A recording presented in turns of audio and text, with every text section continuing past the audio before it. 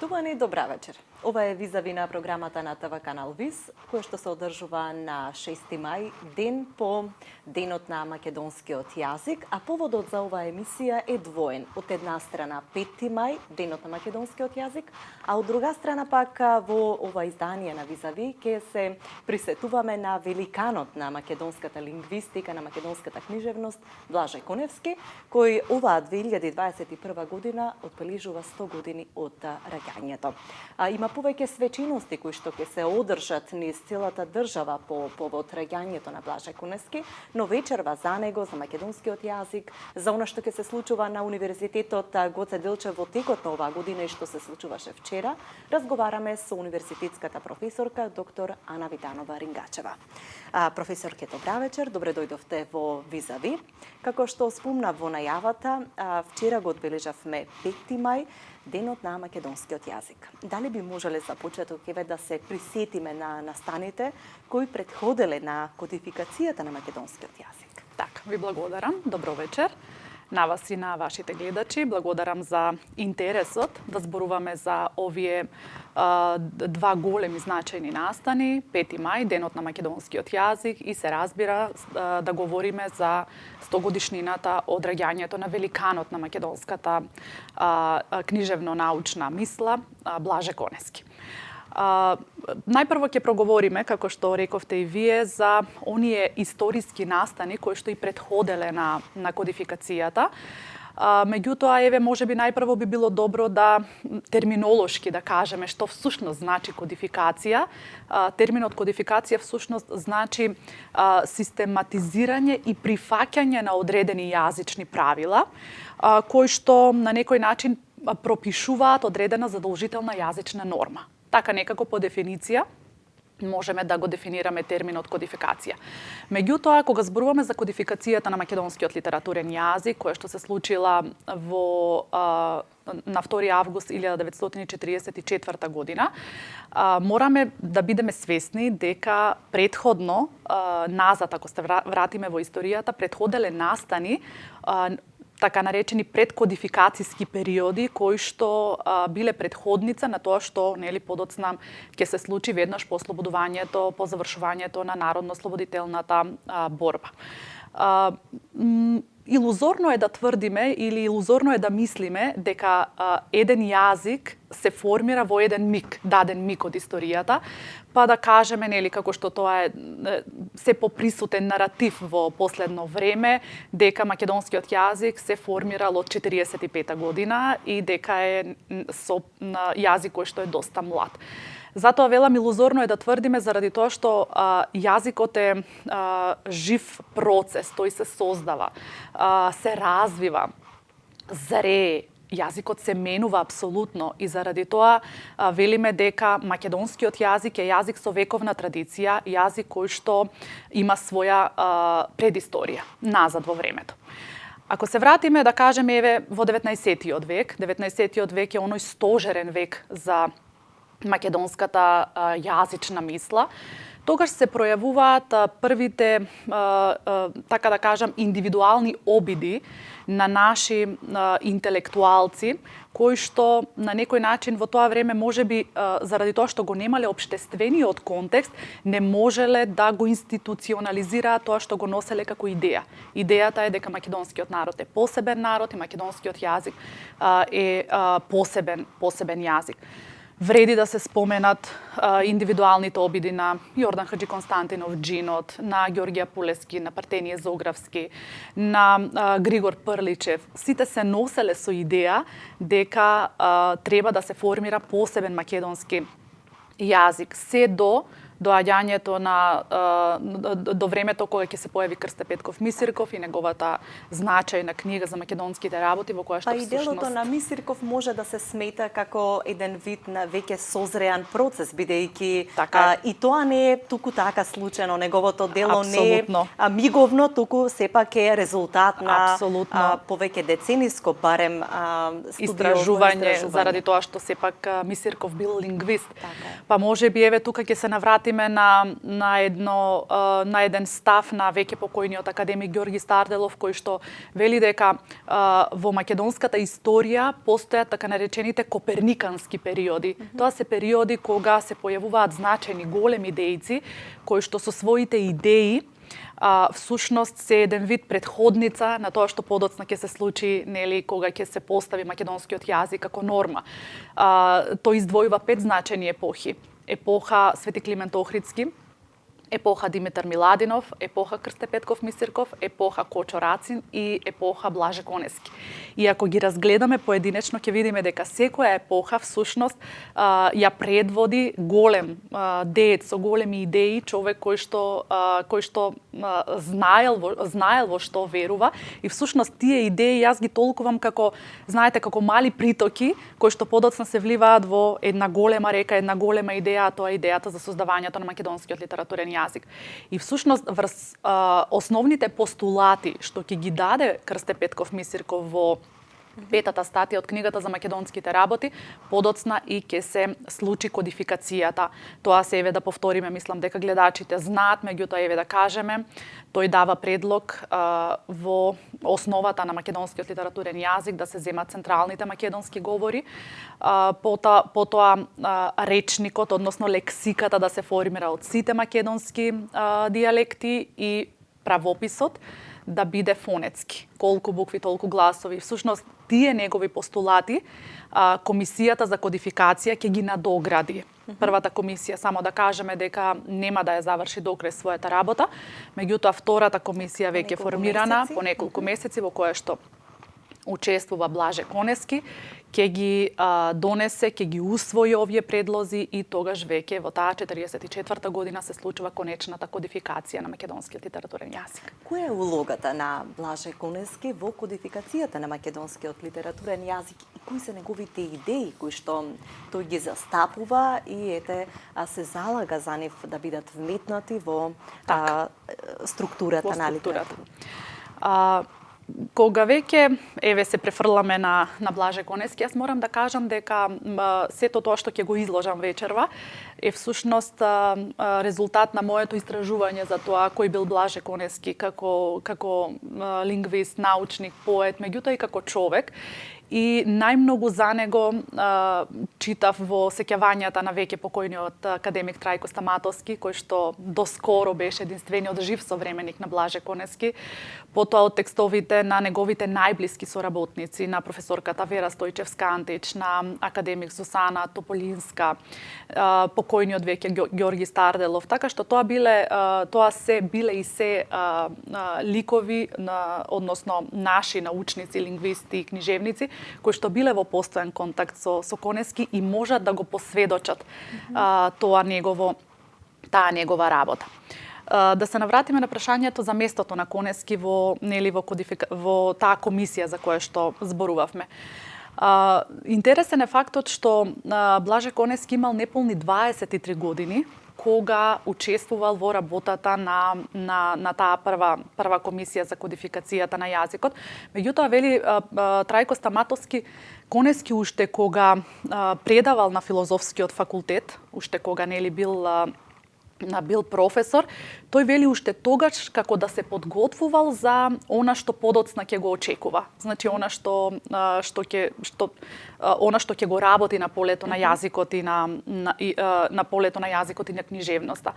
Студирал во Софија и во Белград и таму вели како да се подготвувал или како да ги цело време како да трагал по оние релевантни податоци кои што го прават македонскиот јазик да биде посебен. И на некој начин Конески како да имал некаква подготовка. Исто така малку се знае, јас прв пат го прочитав тој податок, дека при самото во последните денови на завршувањето на народно-ослободителната борба, народниот херој Борка Талески му дал задача на Блаже Конески да направи еден мал преглед на граматичките и на правописните правила. Значи, уште тогаш тој со тие неполни 23 години почнал да трага, односно почнал да воспоставува да прави некаква рамка, некаков концепт токму на полето на правописот и на граматиката. Првата комисија во која што учествувал Конески се формирала во ноември-декември 1944 година. Меѓутоа има на едно место спомнува Стаматовски дека Конески не бил задоволен од работата на таа комисија заради тоа што најверојатно тој вели не постоела систематичноста, подреденоста на нештата. Најверојатно Конески бил таков карактер, сакал се да има свој ред, своја последователност, меѓутоа тоа го немало во таа прва комисија и токму поради тоа тој ја напушта работата на првата комисија. Меѓутоа подоцна веќе во втората комисија, кога се вклучува во работата на втората комисија, веќе се созреале, најверојатно созреале условите, се воспоставиле некакви правила на работа, се воспоставил некаков ред и така Конески почнува да се дава себеси во работата на таа комисија.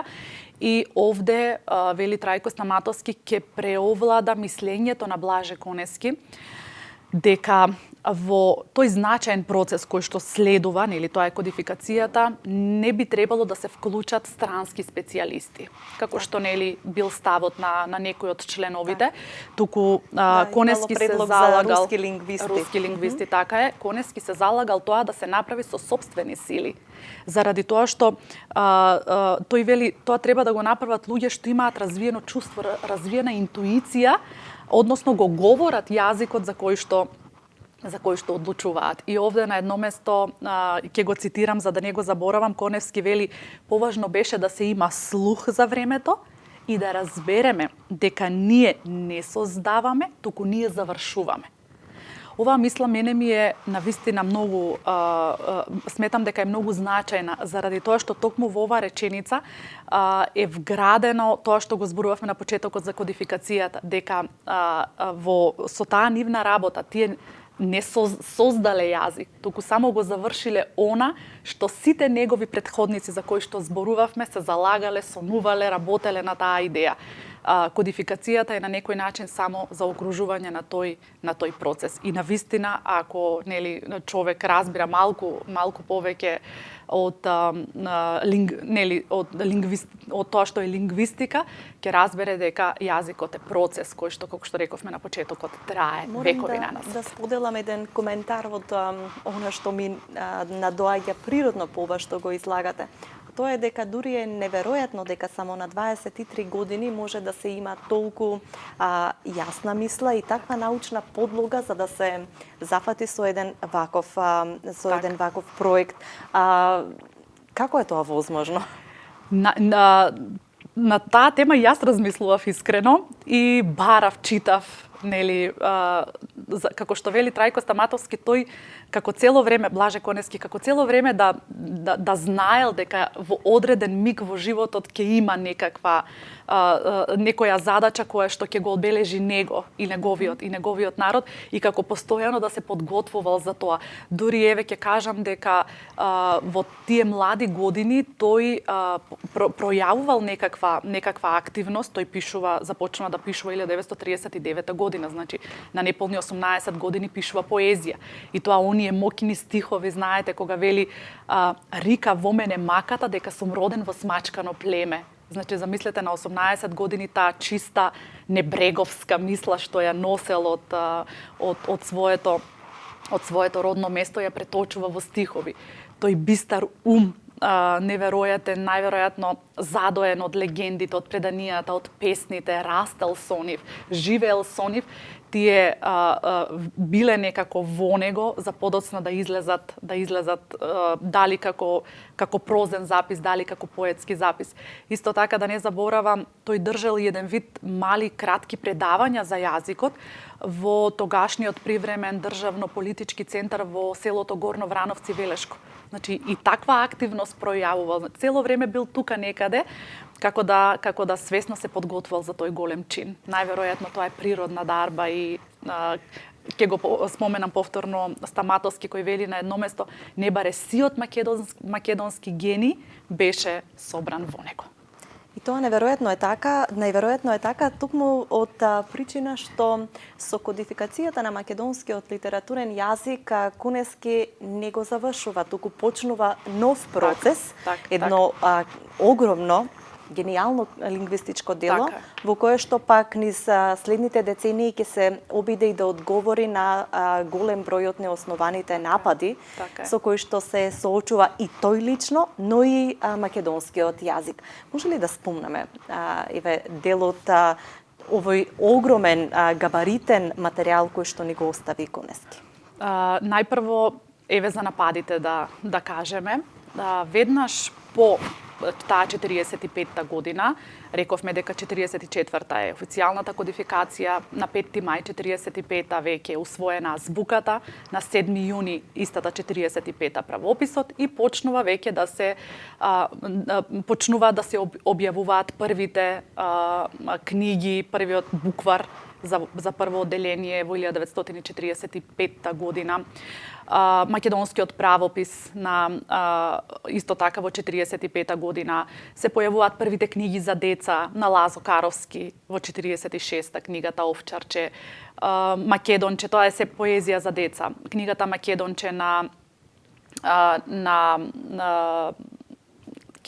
сега го заборавив името, ќе ми извинат гледачите. Понатаму Славко Јаневски со пионерки, бубачки и шумски дзверки. Значи тоа се книги од таа 46-та година, кога веќе почнува обемна книжевна актива на македонските писатели. И првите години веќе, кога почнува да созрева таа книжевно јазична мисла, почнуваат и првите напади врз македонскиот јазик. И најверојатно, како што вели Стаматовски, Конески не можеше рамнодушно да седи, да ги слуша или да ги прима сите тие невистини кои што доаѓале до него, а биле врзани со јазикот, па и со индиректно, нели, со неговата работа. И од таа причина тој реагирал, меѓутоа секогаш реагирал со аргументи, со пишани текстови кои што содржат аргументација која што е не паушална, не е лаичка, туку е од човек кој што е поткован лингвист. И токму како резултат на тие напади во 1948 година излегува таа мала книжка од неполни 50 на странички по повод на и новиот напад на нашиот јазик, во кој што Конески аргументирано се обидува да даде одговор на оние напади најпрво од страна на српските колеги, кои што велат дека, македонскиот јазик е србизиран јазик, цитирам, на Тито Колешевистите од Скопје и така натаму. Тоа не му паѓало многу тешко и затоа има едно многу значајно место во таа мала книжка. Ќе го цитирам, вели вака: во овој момент на својот развиток, мислејќи на македонскиот јазик, не е така заостанат како што си представуваат тие, оние кои што го напаѓаат. Тоа е јазик на една мала полетна литература, што со секој ден се поплодотворно се разгранува.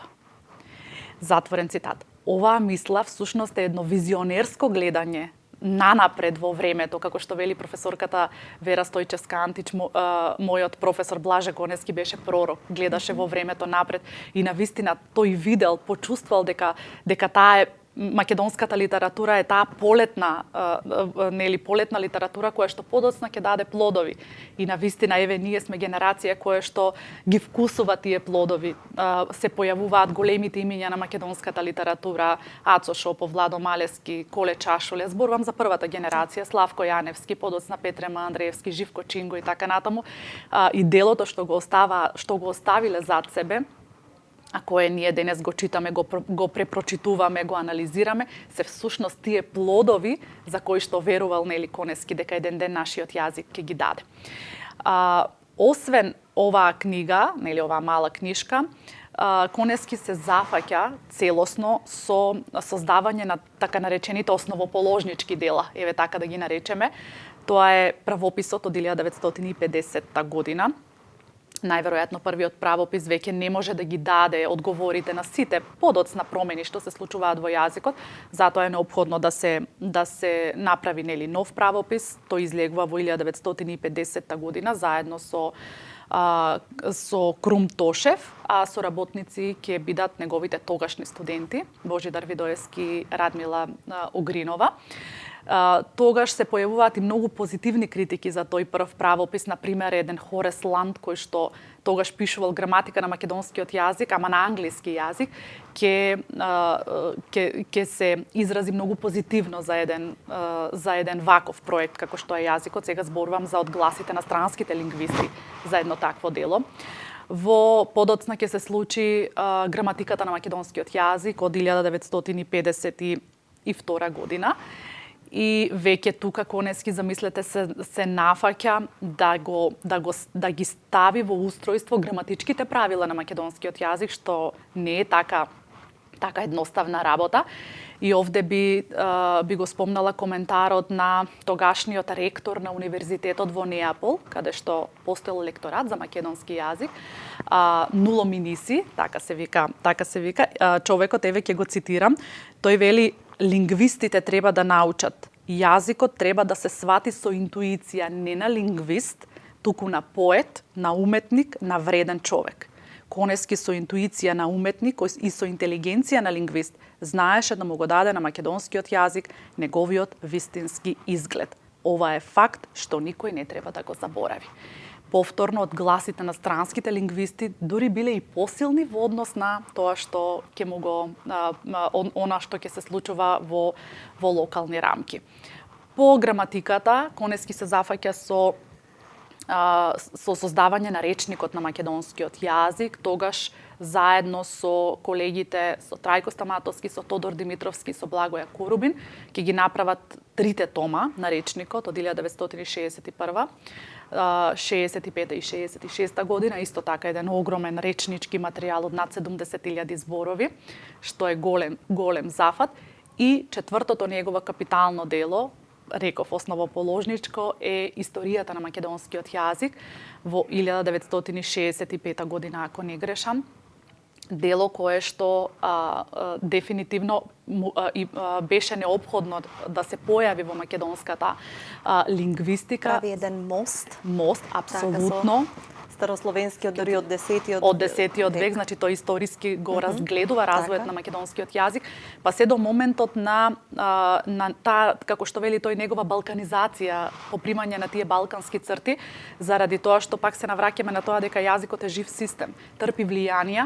Македонскиот јазик под дејство на несловенските јазици, соседните предсе, грчкиот, албанскиот, но и турскиот јазик кој што нели ароманските јазици, всушност под влијание на несловенските јазици се диференцира, се почнува да се оддалечува од словенските јазици и се диференцира како посебен словенски јазик.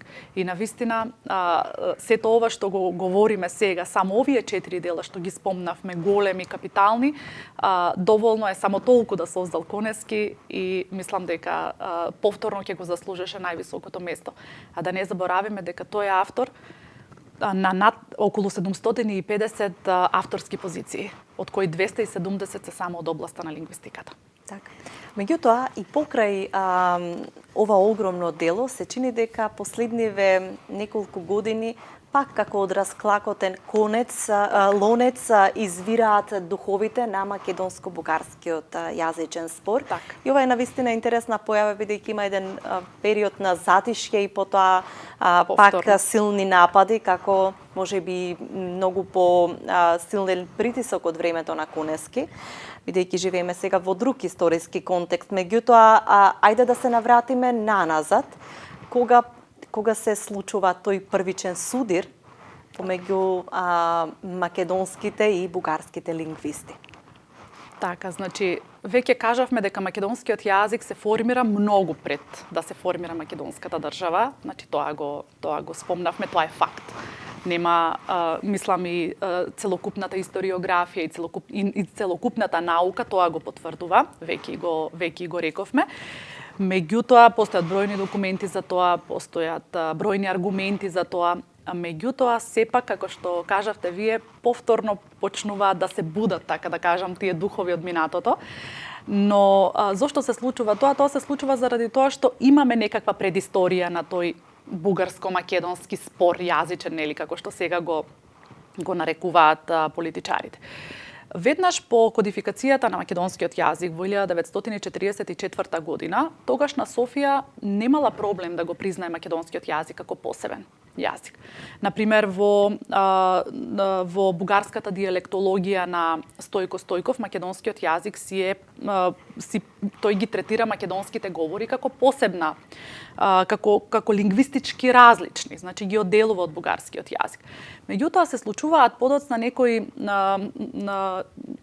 како да кажам, поединци се појавуваат, индивидуалци, кои што наметнуваат своји ставови.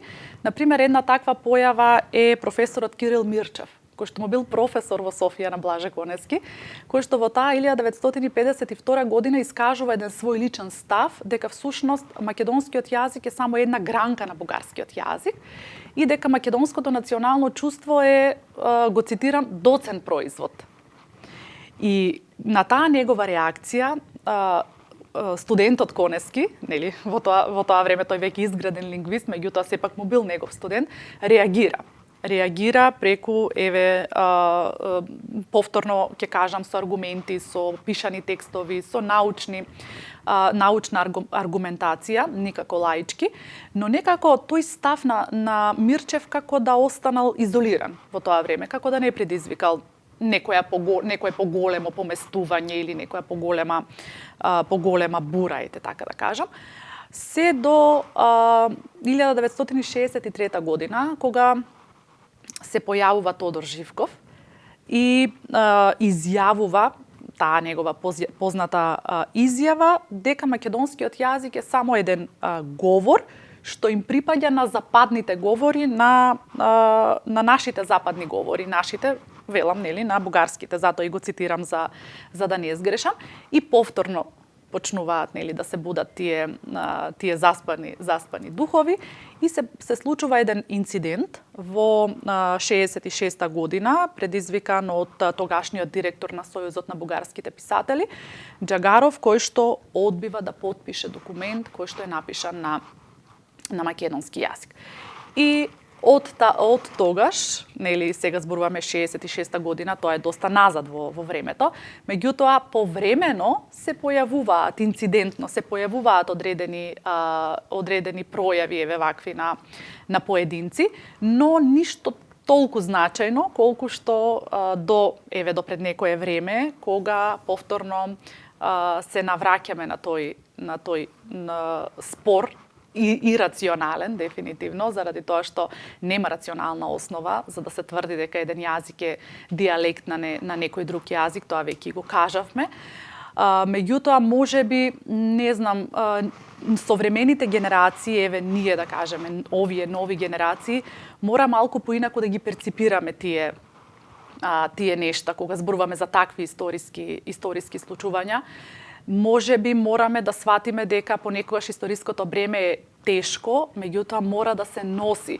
Ние мораме да сватиме дека нашите претходници и во Македонија и во Бугарија понекогаш преземале чекори кои што можеби од денешен аспект се неоправдани, можеби се погрешни.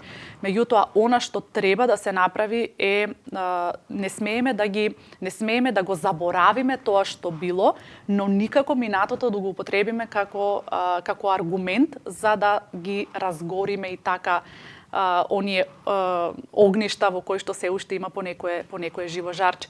Од историјата не е митологија, знаете, ако е така, тогаш политичарите, еве морам да ги спомнам, ќе си дозволат, а и си дозволуваат да прават лични алузии.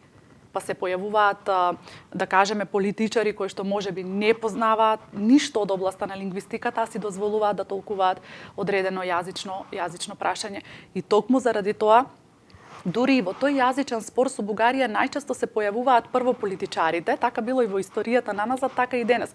Прво тие пласираат некоја идеја, па потоа во позадина ќе се појават научници, да кажам, еве од БАН, кои што ќе дадат во наводници некаква потврда за таа нивна идеја, што значи дека секогаш напред одела политиката, а науката се користела како нејзина маша. И последниве месеци повторно има реакции, има пишувања од академици од БАН. Така. Меѓутоа, сретнав некаде став дека македонскиот јазик е реалност и воопшто можеби не треба да се Така одговара на ваквите, би рекла, провокации. Кој е вашиот став? Како би требало македонските, не само на научници, туку и академици или пак воопшто стручната јавност, книжевниците, филолозите да реагираат? Можеби тивко пишувајќи само.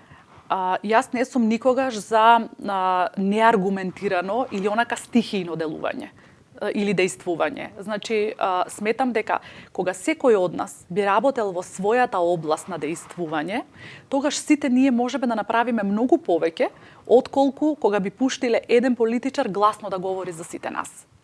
Кога јас како научник би работела во мојата област, на полето на книжевноста, тогаш би создавала, би пребарувала, да кажеме, текстови пишувани од македонци кои што живееле во Бугарија, на бугари кои што живееле во Македонија, како тие ги сваќале историските околности тогаш, каква е таа временска дистанца што сменила и така натаму.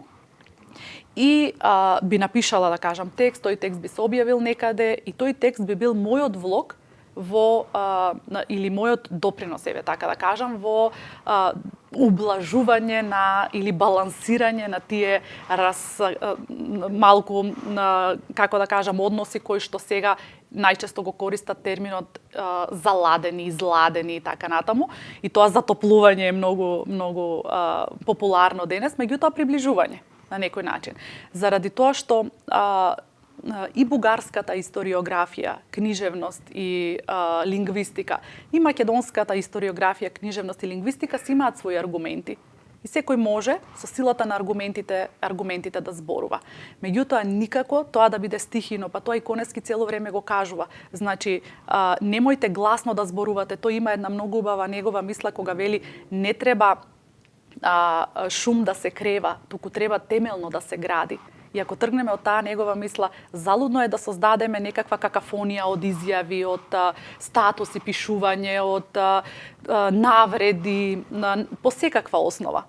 Тоа само ни оди на штета и на едните и на другите. Ја одзема енергијата и фокусот. Апсолутно. Мојот став е дека секој треба да работи во сопственото поле. Музичарот во неговото, ликовниот уметник во неговото поле, книжевникот во неговото поле, и кога сите заедно ќе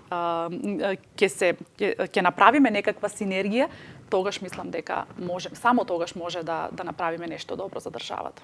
А кога повторно зборуваме за Конески, можеме ли да го мапираме на светската лингвистичка карта? Так. И тогаш, во времето на своето дејствување, меѓутоа и денеска, бидејќи тоа дефинитивно останува таму, так, со сиот влог што го има направено, особено затоа што од научната дејност тој паралелно работи на преведувачката и така. Да, исто препејува. Интересно е што Конески ми се чини дека е еден од, кога зборуваме за македонската лингвистика, меѓутоа и пошироко, е еден од авторитетите кој што е високо ценет и кој што е цитиран постојано. И во тоа време кога била она голема држава Југославија, тој бил истакнат член на тие југословенски академии на науки и уметности во тогашните центри во Белград, во Сараево, во Љубљана, во Загреб. Исто така бил член на академиите во Полска, во Австрија, исто и во Русија, меѓутоа не дочекал заради смртта тој декември за да биде избран за член на Руската академија на науки и уметности, но бил и истакнат универзитетски, односно доктор на науки на истакнатите универзитети во Чикаго и во Вроцлав. Што значи дека во светот на лингвистиката, меѓутоа во светската лингвистика кога зборуваме, Конески никако не бил случајно име. Затоа и Виктор Фридман, еден од најголемите истражувачи и почитувачи на македонскиот јазик, култура, литература, вели во Северна Америка, како и во целиот свет, кога се зборува за македонската лингвистика, првото име што се споменува е Блаже Конески. И не постои момент кога се зборува за македонската лингвистика, а да не се цитира Блаже Конески, што значи дека неговото место е доста високо. Спомнавте дека тој работел и како преведувач, работел и како препејувач. Кога зборуваме за неговата преведувачка дејност, потоа ќе кажам и зошто е важна, мораме да споменеме дека тој го превел тогашниот, додека работел во Македонскиот народен театар како лектор, ми се чини дека тоа му е првото вработување, во 1945 година ќе го преведе Платон Кречет, текстот, драмскиот текст, на украинскиот драмски автор Корнејчук, и всушност со таа представа ќе биде отворен Македонскиот народен театар. Значи, на некој начин со својата преведувачка дејност тој се внесува и во основоположувањето на Македонскиот народен театар. Во дејноста со препејувањето тој ги препејува Прешерн, Шекспир, Блок, Мајаковски, Десанка Максимовиќ.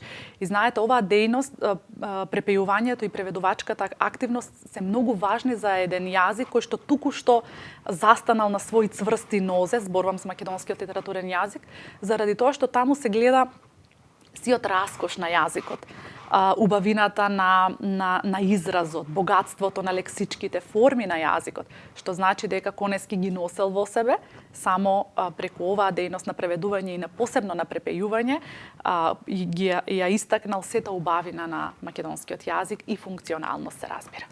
Визијата за македонскиот јазик кој што сакал да која што ја имал Конески се огледувала во сите негови и општествени дејствувања, затоа што бил многу активен не само она што го спомнавте во основањето и почетокот на работата на Македонскиот народен театар, туку всушност тој дал силен импулс на целиот културно-општествен живот.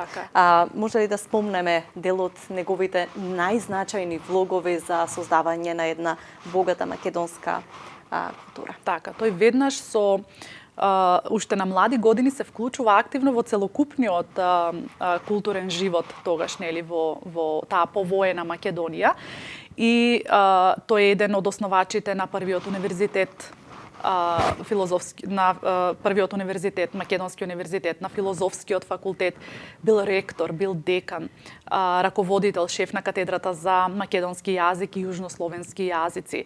Понатаму тој е председател на МАНУ, на Македонската академија на науки и уметности во 2 мандата.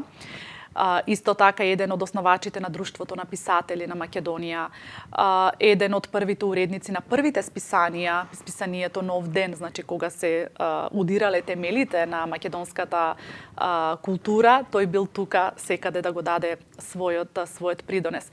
Кога го спомнав МАНУ, сакам од искажувањата на Трајко Стаматовски да споделам за мене еден многу интересен момент кој што говори за тоа колку бил Конески пред се голем човек и човек кој што правилно расудувал за нештата. Бидејќи бил во 2 мандати председател на МАНУ, на некој состанок во Институтот за македонски јазик Крсте Петков Мисирков, неговите блиски соработници, пријатели, му понудиле да се промени статутот на МАНУ за да се дозволи Конески да биде уште еден мандат да биде председател. И тој во тој момент вели, еве, не знам дали можам и да го цитирам, меѓутоа можам и да го парафразирам, вели вака: слушајте луѓе, човек мора да води сметка за хиерархија на принципите. Па јас настојував во статутот на МАНУ да се вметне член кој ќе го оневозможи изборот на една личност на највисоката функција по трет пат. Како ќе изгледам јас сега и пред другите и пред себе, ако го погазам тој став. И колегите, затворен цитат, колегите се повлекуваат од таа идеја. Ова ми кажува колку пред се бил чесен кон себе, меѓутоа и кон другите, кога ја почитувал собствената хиерархија на принципите што самиот си ја поставил. А ние сме сведоци, живееме во време во кое таа хиерархија на принципите постојано се погазува и кога разнишана е целосно и кога задржувањето на некоја функција е многу поважно отколку тоа што го носиме како морален закон во самите нас. Така што навистина и ова покажува колку голем човек бил. Или на едно место го прашуваат колегите дека многу работи, бил доста организиран, се знаело во кое време оди на работа, кога одмара, нели, кога оди во клубот на пратеници за да се дружи со своите блиски пријатели. И тој вели на своите пријатели им кажува: јас мојот избор не го давам никому за пример. Што значи секој од нас е слободен во сопствениот избор и секој од нас избира како ќе живее, како ќе работи, како ќе действува. Ова се навистина интересни сеќавања за Конески. Сигурно има уште многу. Јас би сакала како увод да ве поттикнам да се присетам на неколку сеќавања на професорката Вера Стојчевска-Антик, која што вели во книгата Мојот професор пророк дека Коневски истиот тој принцип, истата таа стаменост ја имал и на тие меѓународни симпозиуми, каде што честопати се наоѓале противници кои што сакаат да го пецнат, да го задеват, да го поттикнат на некаква дискусија. Меѓутоа тој уште повеќе го стекнувал почитувањето и респектот, впрочем, не само од нив, туку и од сите присутни, со тоа што се држал на таа своја, нели, морална вертикала која што е поставена во него. Може ли да се присетите и на некои други сеќавања за тоа каков човек бил големиот Конески? Јас во текот на интервјуто нели реков дека сите овие информации ги црпам токму од неговите најблиски соработници. И на едно место Трајко Стаматовски вели пред нели да почине Блаже Конески, на едно место рекол: се што имав оставив кај моите пријатели. И од кога починал, најверојатно тогаш неговите пријатели не ја сваќале суштината на таа негова мисла. Меѓутоа, откако починува Конески, тие меѓу себе постојано се прашувале да не има нешто материјално оставено, во смисла текстови, одредени прибелешки, можеби, некаков тестамент, некаков аманет. Па дури вели Стаматовски ги боричкавме фиоките негови во ману, пребарувавме дома, значи постојано баравме, ние кај нас не бевме свесни што да не нешто ни дала, ние не сме виделе или не сме го забележале тоа, и вели постојано баравме, за потоа да сватиме дека всушност тој не оставил ништо материјално, освен неговото дело, и дека се што оставил тоа се неговите ставови, неговите размислувања, неговиот начин на дејствување, тоа што велите вие, таа негова скромност, таа негова организираност што ја имал како човек. И неколку важни точки подвлекува и самиот Трајко Стаматовски, кој што вели што сакаше да не научи Конески, што сакаше да ни каже Конески. Прво и основно сакаше да ни каже да го браниме и да го чуваме јазикот аргументирано, така како што нели цело време низ емисијата зборувавме, така како што тој тоа го правеше. Не учеше да не одговараме стихино на сите паушални напади од сите лингвистички лаици кои што се околу нас. Најдобрата одбрана е одбраната со научен труд, со текст за кој што содржи издржана аргументација. Тој вели секогаш кога бараме решение за нешто, треба да тргнуваме од општото добро, а не од личниот интерес. Нешто што во денешно време е можеби непоимливо, кога личниот интерес го ставаме пред општото добро. Тој живеел во обратен принцип, во онаа вистинска, се држал, како што кажавте вие, за онаа вистинска морална вертикала, дека општото добро е пред личното добро. Посебно вели Конески кога се работи за клучни прашања.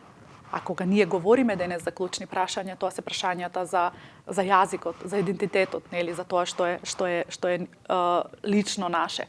Понатаму велел дека ние мораме да придобиеме што повеќе странски лингвисти, специјалисти од областа на јазикот, да бидат на наша страна во смисла да го проучуваат македонскиот јазик, да го изучуваат, да регрутираат околу себе студенти кои што ќе се заинтересираат за тој јазик. Само на тој начин можеме да му покажеме на светот колку вредиме. И она што е најважно, вели Стаматовски, тој ни покажа како треба да се почитува личноста на соговорникот. Тоа го кажуваше и професорката Вера Стојчевска-Антич, сме биле заедно во исто друштво, кога ни кажуваше дека Конески секогаш го почитувал мислењето на другиот, секогаш го изслушувал ако ништо друго. Ние денеска го имаме проблемот кога не се слушаме меѓу себе, кога се надвикуваме, кога сакаме да бидеме кој од кој погласен, а всушност ништо суштински не кажуваме, а тој секогаш го изслушувал другиот и потоа ако смета дека има потреба од некаков совет, нели, ќе го сподели со него, доколку не ќе премолчи. И никогаш не бил за лични пресметки. Тоа е нешто што мене посебно ме воодушевува, најверојатно заради тоа што јас можеби карактерно таква, заради тоа што од личните пресметки можеме само да изгубиме, а никогаш да добиеме. Тој вели, никогаш не сум за личните пресметки, дури и во случај на појасно или поприкриено изразена недобронамерност. Тој им оставал на недобронамерните сами да ги увидат собствените заблуди. И најверојатно тие негови принципи и тој негов начин на живење придонеле за тој да го стекне тоа почитување и од колегите и од пред се од неговите блиски, меѓутоа и од странците. И оној аманет што ни го остави Конески, јас би сакала да го прочитам во целост заради тоа што многу често гледам и на социјалните мрежи секаде, таа негова мисла некако се извртува и погрешно се цитира за тоа дека јазикот е единствената наша комплетна татковина. Можеме да го прочитаме овој дел. Вели вака: за нас, повеќе отколку за многу други во светот, јазикот представува со се што е на него создадено, како говорен и пишуван текст, најголемото приближување до идеалната татковина. Тоа е заправо единствената наша комплетна татковина. И оние наши места што се испустени, живеат во нашата традиција со песните, приказните, гатанките и пословиците, запишани некогаш во нив, и оние наши места што се испустени ги опишува, опева и слави современата литература на македонски јазик. Затоа и во моменти на ломења, раслојувања и колебања, последно што треба да ни паѓа на ум е да ги поставуваме под прашање придобивките на нашата самостојна акција на јазичен план. И ми се чини дека овој аманет не изгубил на актуелност, посебно денес. Професор, ќе благодарам за овој прочит. Навистина, целиот разговор за Блаже Конески всушност наликува на една прекрасна беседа во која што се чувствува духот на Конески, кој патеме и тука меѓу нас. Конески е жив, само би требало можеби да ги смириме страстите и надвикувањата за почесто да го слушаме и да се осознаваме низ неговите зборови. Би сакала да спомнеме за она што се случуваше патем вчера на Универзитетот Гоце Делчев и не само во пресрет на, мислам, чествувањата кои што следуваат 100 години од раѓањето на Конески, туку и одбележувањето на 5 мај.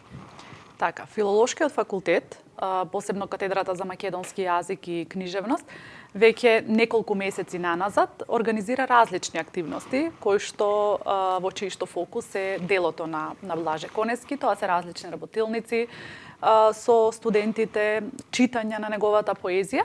И сето тоа е дел од програмата која што ја замисливме и која што сакаме да ја реализираме до крајот на годината, заради тоа што нели оваа година целата 2021 е прогласена за година на Блаже Конески.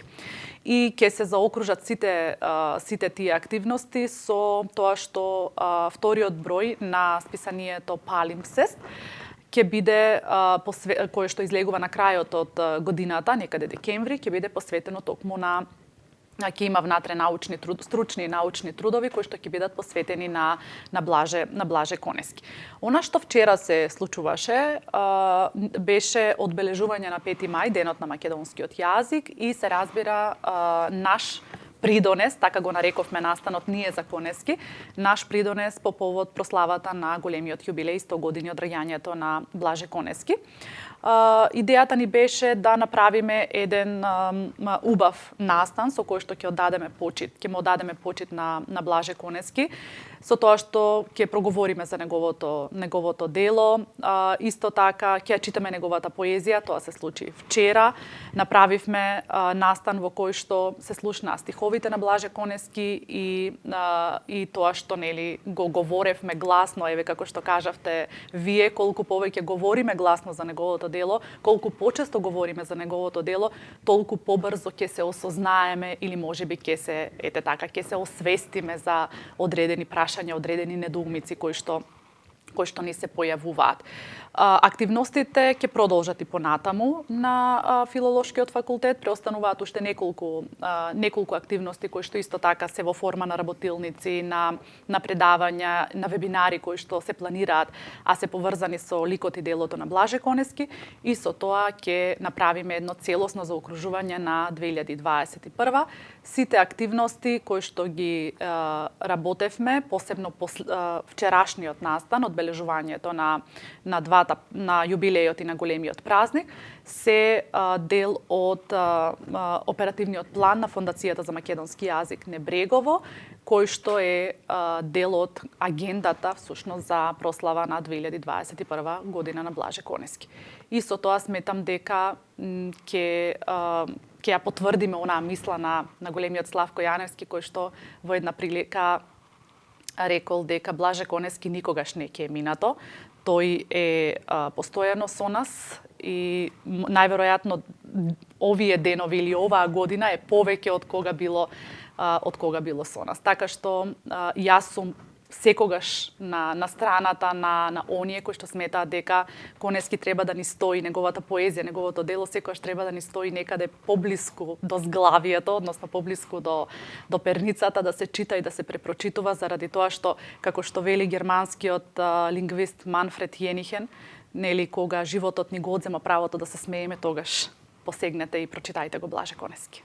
Ви благодарам многу за разговорот, за вашето учество во Визави. Се надевам дека ќе има многу настани, многу можности оваа година да зборуваме и да се сеќаваме на Блаже Конески, да остане во меморијата, особено на младите генерации. Ви благодарам и беше чест.